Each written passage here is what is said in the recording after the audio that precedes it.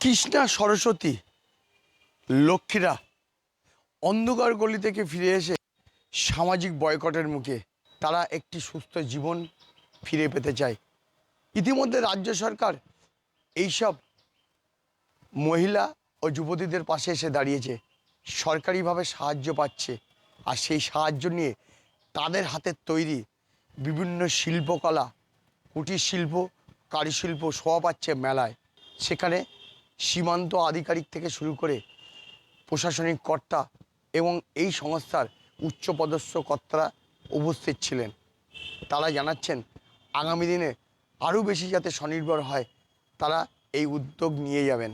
আমরা নিজেরা বাড়ি থেকে জুয়েলার্স বানাচ্ছি এবং নিজেরা গার্মেন্টস বানাচ্ছি, হাতের এই বড়িগুলো বানানো হচ্ছে এবং আমাদের যে এই ধরনের যে মেটিবেট আছে সেগুলো আমরা বানানো হয়। তো আমাদের এই হাতের কাজগুলো যাতে আমাদের মানে নিজেরা ইনকাম করতে পারি, ইনকামের সোর্সের জন্য আমরা নিজেরা তৈরি করছি এবং আমরা বিক্রিও করতে পারছি।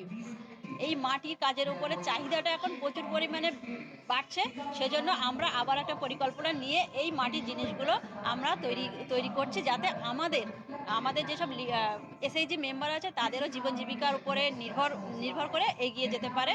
তো সেই জন্য আমরা সবাই মিলে 10 জন এসএইচজি মেম্বার আছে, সেই 10 জনে মিলেই আমরা এই হাতের কাজের জিনিসগুলো তৈরি করছি। ভালোই লাগছে এবং এটাও সরকারের একটা বড় দিক যে যারা এরকমভাবে ট্রাফিকিং হয়ে যাচ্ছে তাদেরকে আবার মূল স্রোতে ফিরিয়ে এনে তাদের নিজের পায়ে দাঁড় করানোর জন্য বিভিন্ন ধরনের অর্গানাইজেশন যে কাজকর্ম করছে তাদের সঙ্গে প্রশাসন সহযোগিতা করে নিয়ে তাদেরকে নিজের পায়ে দাঁড় করানোর জন্যে অনেক রকম যে সুযোগ সুবিধাগুলো আছে সেইগুলো দেওয়ার চেষ্টা করা হচ্ছে। আমার শহর বসিরহাট থেকে সঞ্জিত চক্রবর্তী, কলকাতা টিভি।